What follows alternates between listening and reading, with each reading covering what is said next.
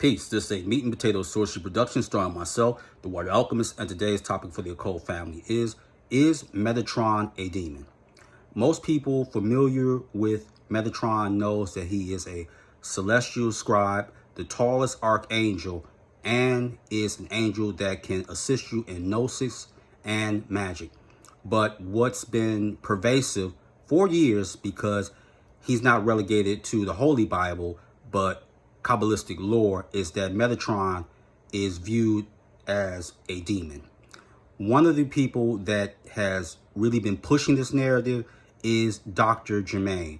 Dr. Germain is a Jewish Canadian erudite scholar who teaches at the University of Toronto and has talked about, because he is not referenced in the Bible and he goes back to the Talmud as well as Babylonian gnosis, that he is in fact a demon that is really here to lead people away from Jesus Christ. Here's the mistake that I see too many scholars make when they're doing their research and their scholarship. What they do is they do scholarship to the point where it does nothing more but reinforce their prejudices and their beliefs. That is all they do. And I want to say something about this very quickly. Anytime you get your PhD, if you're not willing to genuflect and jump through hoops for the board, you're not going to get no PhD. That's how it works. Or as one professor told me intimately, you got to kiss a lot of behind to get your PhD. Because one thing about it, the board is not going to let you challenge their interests. So if they even think, and they're going to do their research about you, if they think that you're some academic rabble rouser, what they're going to do is, and take this from personal experience, you're probably going to end up with a double master's in teaching at a community college. Or if you do make PhD, now you have to try and make tenure.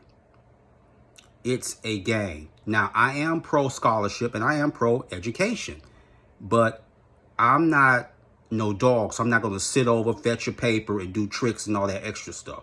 Mentor's not built like that. Now, back to our scheduled programming. Metatron is seen as a demon, and many former so-called New Agers or practitioners of the occult say that he is that as well, that he is a demon and he's leading people astray. One thing I know about humans, they're psychologically fragile, and once they leave any religion, whether it be Islam or magic or whatever, they're going to return back to what they know.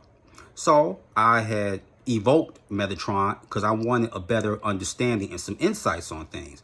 And he was more willing to help than I ever could imagine, because he was reaching out to me telepathically early this morning before the sun even rose. So I asked him, was he a demon? He said, no, I'm not a demon, but I have dark aspects. Now, I've heard this before.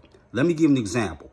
Thoth can teach you dark alchemy from his darker aspects. Just like he is Thoth in one culture, Hermes in another culture, and in Mesoamerica, he is the serpent deity Quetzalcoatl. So Metatron was like, no, I am not a demon. And then he went on about helping me with my gnosis and understanding. And this is when it really got juicy. I said, is there a war between angels and demons? He said, yes, we have our conflicts. But here's the thing that people are missing, is that it's not about us trying to kill each other, because angels and demons have worked together. It's just a battle of supremacy and cosmic ideology. So he gave me as much as I could digest. And then he said, because over the weekend I was watching Spawn, the animated series, which was dynamic before HBO ruined it. But in the third season, Spawn was begging some angels to take him out. And they said, you're not on the contract. But they talked about his first wife, Wanda, her daughter, said, Cyan, she's on the contract. And he was like, you're going to take out a child? Well, as we all know, children don't stay children forever, and who knows what they will become. But the point that I want to illustrate, and Metatron answered it greatly. He said, yes, we have contracts on humans as well as occultists, angels and demons. So their hit squads, if you do something so reprehensible, angels will take you out just as quick as demons, if not quicker. And that was interesting. So when I hear like Dr. Jermaine talk and how, oh, well, Metatron is not Jesus. Well, anyone in their right mind should know that. He's not Jesus and he's not Michael. Yes, Metatron is as powerful as Michael, but Michael is a commander of a celestial army.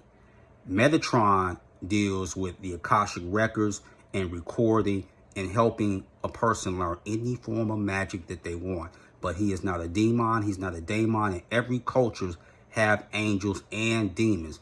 And we have to get away with what I call this Abrahamic religion elitism. Like if it doesn't come from the Holy Bible, it isn't right exact. So that's very much untrue. But I do appreciate Metatron giving me that gnosis. And he said, I will help and aid you anytime that you call with me, call to me. And one thing about scholars, again, they're not occultists. So they're only going to go with Jewish texts, the Talmud. They're going to go by the Bible. And even Dr. Jermaine admitted out of his own mouth, he summarily dismissed the Apocrypha and the Gnostics. So if he's not even dealing with the Apocrypha or the books that were deleted, of course, from the Vatican, what else? So all these people that's jumping on this bandwagon, I think is incredibly egregious, and you're really being intellectually dishonest with yourself. So I want to give people that insight, and I hope that you reach out to Metatron and ignore the naysayers. So with that, that is your meat and potato sorcery for the day. I am the Water Alchemist. Be water, my friends. Peace.